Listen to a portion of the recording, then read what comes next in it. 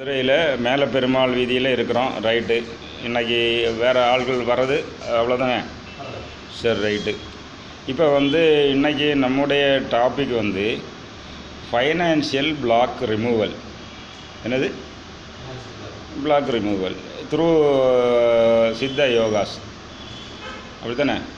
சிவ ஆகம yoga. Financial black ரிமூவல்னு மற்ற யோகாவில் அவ்வளவு அவங்க டீல் பண்ணுறதில்ல. இப்போ சாதாரணமாக உலக அளவில் இருக்கக்கூடிய இல்லை அப்போ உலக அளவில் இருக்கக்கூடிய யோகா நிறைய பேர் யமம் நியமம் அதை சரியாக ஃபாலோ பண்ணுறதில்ல.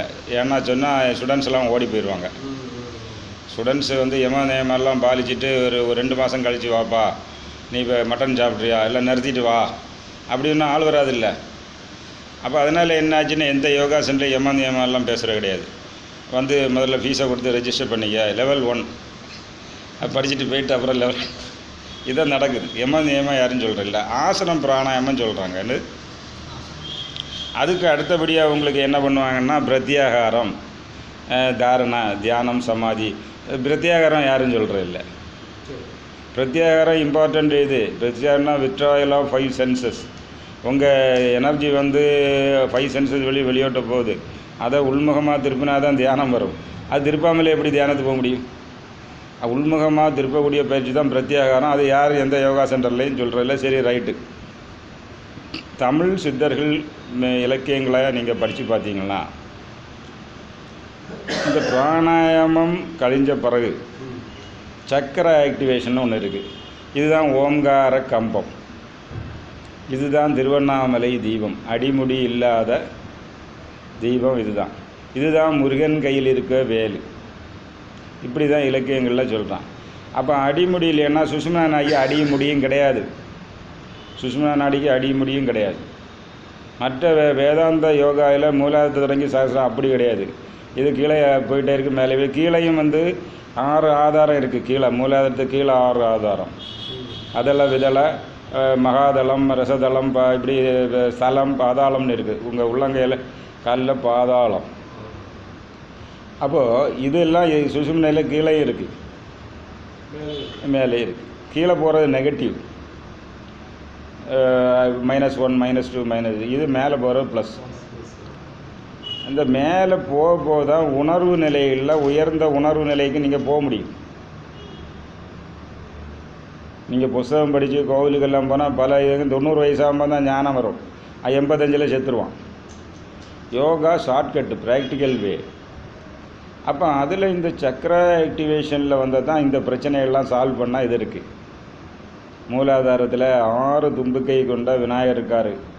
அவரை நீங்கள் ஆக்டிவேட் பண்ணால் அவர் எனர்ஜி பிளாக் ரிமூவல், ஒரு பிளாக்கெல்லாம் அவர் ரிமூவ் பண்ணுறாரு.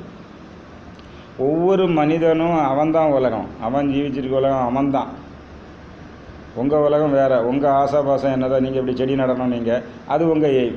அது நிறைவேறினா உங்களுக்கு சந்தோஷம். அவருக்கு வேறு இது. அவர் இப்போ சோலார் போட்டு அவர் வேணால் அவருக்கு திருப்தி. உங்கள் ஆசாபாசத்தை நிறைவேற்றினா உங்களுக்கு சந்தோஷம், அவருக்கு அவருக்கு சந்தோஷம். அவங்களும் தனி உலகம். அப்போ அதை நிறைவேற்றி உள்ள பிளாக், எனர்ஜி பிளாக் உங்கள்கிட்ட இருக்குது. அந்த பிளாக்கை ரிமூவ் பண்ணக்கூடிய விநாயகர் உங்கள் மூலாதாரத்தில். அவர் வெள்ளை கலர். என்னது? வெள்ளை வாரணர். என்னது? வெள்ளை கலருக்காரர். மற்றெல்லாம் நீங்கள் கல் இப்படிலாம் இருக்கு இல்லையா? அப்போ அதை ஆக்டிவேட் பண்ணணும். நீங்கள் பண்ணால் தான் எனர்ஜி பிளாக் ரிமூவ் ஆகும். ரெண்டாவது உங்களுக்கு என்னாச்சு, க்ரியேட்டிவிட்டி வேணும். அதுக்கு பிரம்மான்னு சொல்லக்கூடியது. அதாவது நம்ம ஹிந்துக்கள் எல்லாரையும் ஆண் தெய்வம், பெண் தெய்வம்னு வழிபட்டிருக்கோம். Brahma means creativity. என்னது? க்ரியேட்டிவிட்டி வேணும். இல்லை, க்ரியேட்டிவிட்டி இருந்தால் தானே நல்லாயிருக்கும். அப்போ இவர் சோலாரில் இது இருக்காருன்னா அவர் ஒரு க்ரியேட்டிவிட்டி என்ன ஒன்றா கண்டுபிடிச்சிட்டாரு. அப்போ மற்றவன்ட வாங்கியோட 10,000 ரூபா விலை குறைவு அப்படின்னா வந்துடுவான்ல. இது வாங்கினதே வாங்கி விற்று 10% கமிஷன், 30% கமிஷனை அப்படி போகக்கூடிய இருப்பான். ஏதாவது ஒன்று புதுசாக கண்டுபிடிச்சாருன்னா க்ரியேட்டிவிட்டி. அதுதான் க்ரியேட்டிவிட்டி. இவர் செடி நடுவது என்ன, அது போன்சாய் பிரின்சிபலில் போட்டால் சீக்கிரம் ஈல்டு வரும். க்ரியேட்டிவிட்டி அதாவது மாற்றி யோசிக்க தெரியணும். மாற்றி யோசிக்க தெரிஞ்சவன் லைஃப்பில் சக்ஸஸ் ஆவான். மரத்துலேருந்து ஆப்பிள் கீழே விழுது, சாதாரண எடுத்து தின்னுட்டு போயிடுவான். நியூட்டன் பார்த்தான், ஏன் இது கீழே விழுந்தது, அப்படி மேலே போண்டி தானே, மரத்துலேருந்து கலந்தாச்சு, சரி அப்படி மேலே போண்டி தானே. இல்லை அது வேறு, அது நம்ம ஆளுகள் கண்டுபிடிச்சிருக்கான். இல்லை அதெல்லாம் இருக்குது இல்லைன்னு சொல்ல. அதை வெளியே யார் பண்ண முடியும் தானே பேர் வாங்குவான். ரேடியோ கண்டுபிடிச்ச மார்க்கோன்னு சொல்லலாம். அதுக்கு உள்ள இங்கே நம்ம கல்கட்டாவில் அந்த ஆள் இந்த இது ப்ரைஸ் வாங்கினார், நோபல் ப்ரைஸ், அவர் கண்டுபிடிச்சி, அவர் எல்லாமே கண்டுபிடிச்சிருக்காரு. என்ன ஆச்சுன்னா வெளி உலகத்துக்கு தெரியாது.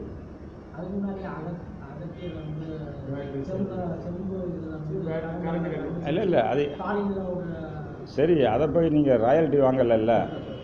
விநாயகருக்கு தோப்பு கர்ணம் போட்டால் பிரெயின் ஆக்டிவிட்டி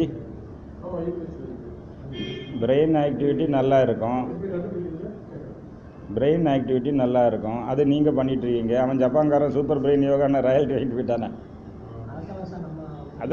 அதை நீங்கள் அங்கே தடுத்துருக்கணும்ல. ராயல்ட்டி விடுங்க, அவனுக்கு எப்படி ராயல்ட்டி விடுங்க, எங்கள் இது நாங்கள் கல்ச்சர் கன்வென்ஷன் எங்களோட கண்டுபிடித்தோம் சொல்லிட்டு அங்கே எதிர்த்து சொல்லி ஆள் இல்லையே. அல்ல நான் சொல்கிறேன்ல, அது உலக லெவலில் வெளிப்படுத்த ஆள் இல்லை. நம்ம ஆள்கள்லாம் அப்படி இருக்காங்க, சரி இருக்கட்டும். இப்போ என்ன மேட்டர்னா, க்ரியேட்டிவிட்டி எல்லாருக்கும் வேணும்ல. அடுத்தது குண்டலினி சக்தியை ரைஸ் பண்ண, குண்டலினி தேவின்னு வழிபடுறோம். குண்டலினி தேவின்னா 10 வயசுக்கு கீழே உள்ள பாலா. நீங்கள் சக்கரை ஆக்டிவேஷன் பண்ணினா தான் அந்த குண்டலினி மேலே எழும்பும்.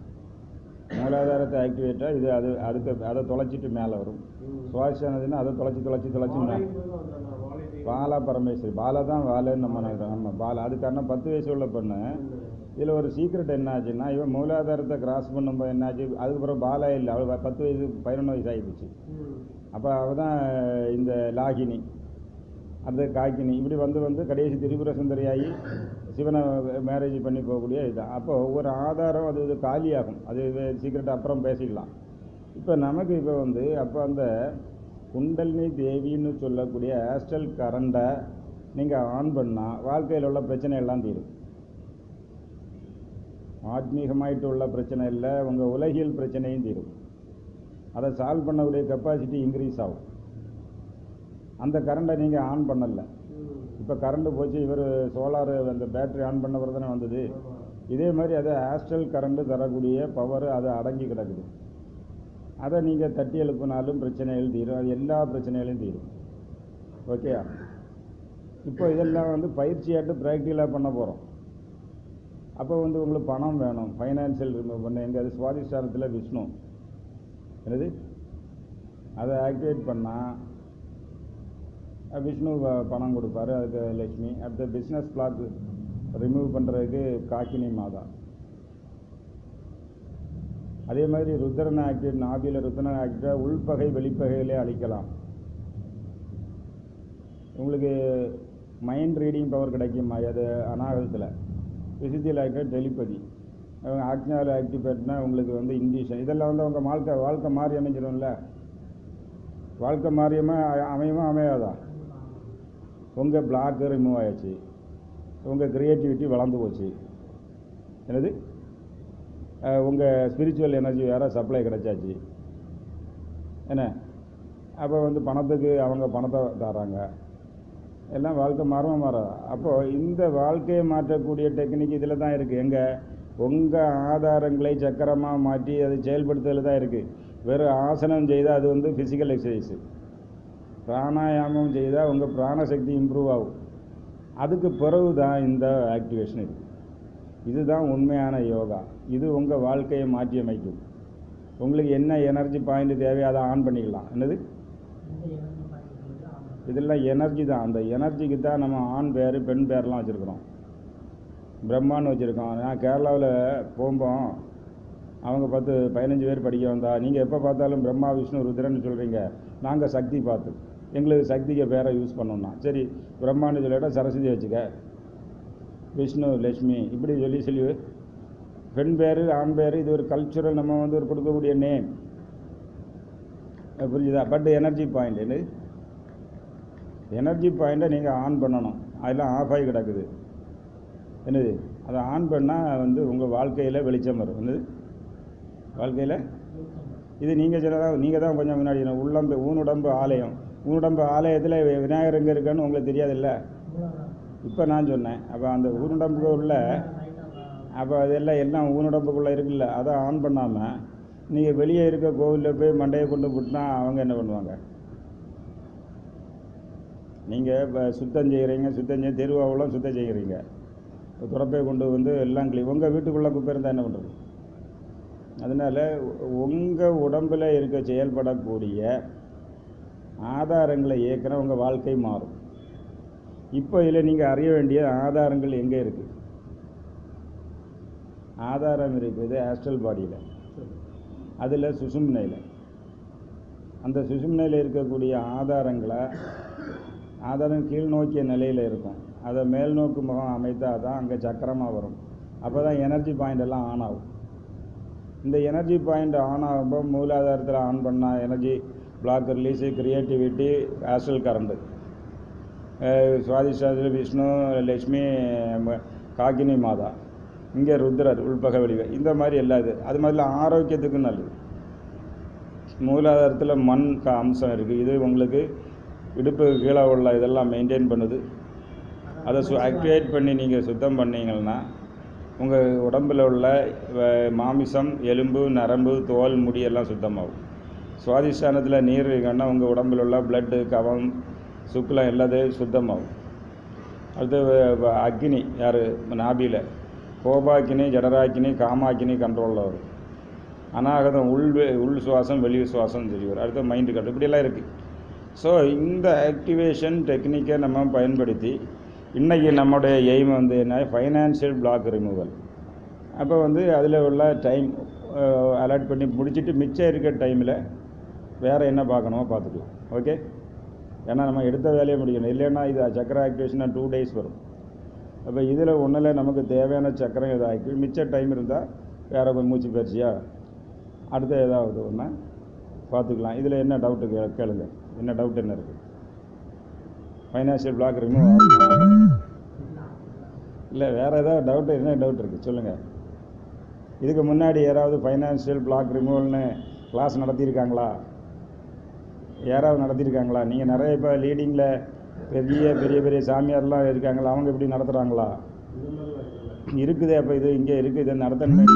மக்களுக்கு பிரச்சனை இன்னைக்கு ஃபைனான்ஷியல் ப்ராப்ளம் தான். பிஸ்னஸ் பிளாக் ஆகி கிடக்கு, ஃபைனான்ஸ் டெவலப்மெண்ட்டு, அதுதானே பிரச்சனையாக இருக்குது. இப்போ அதுக்கு இந்தியன் கண்டுபிடித்தந்தான் யோகா. அதில் இந்த ப்ரொவிஷன் இருக்குன்னு உள்ள மக்கள் அறியணுமா வேண்டாமா? இன்னைக்கு ஆசனம் வந்து யோகா சென்டர் சின்ன பசங்கள்லாம் போகிறாங்க. ஃபைனான்ஷியல் பிளாக் ரிமூவல்னால் 70 வயசான வந்துடுவான்ல. பணம் என்றால் பிணமும் வாய் தரும் இருக்கவனும் வருவான் அடுத்த கொஞ்சம் கூட. அப்போ இது யோகாவில் இந்த டெக்னிக் இருக்குது, இன்னும் ஆதாரத்தில் இருக்குது, அதுக்குள்ள மந்திரம் இருக்குது. அதை ஏன் மக்கள் போதிக்க மாட்டேங்கிறாங்க? தேவை தானே. ஆமாம். அப்போ இது ஒரு நீட் பேஸ்டு யோகா. என்னது? Chakra active need based yoga. மற்ற யோகானா பசங்க போய் விளையாட்டுக்கு போயிட்டு ஜிம்முக்கு போகிறப்பட்டு அங்கே போகிறான். இந்த இதெல்லாம் இங்கே இருக்குது. அப்போ இதை செயல்படுத்தினா உங்கள் ஆன்மீக சக்தி வளரும் வித் இம்மிடியட் எஃபெக்ட். ஏன்னா இம்மிடியட் எஃபெக்ட்னால் இது ஆஸ்ட்ரல் பிளேனில் ஒர்க் ஆகுது. ஹெல்த் இம்ப்ரூவ்மெண்ட் அண்டு இதுதான் நம்ம இன்றைக்கி உள்ள டாபிக். இனி இதை நம்ம ப்ராக்டிக்கலாக பார்க்கலாம். ஓகே.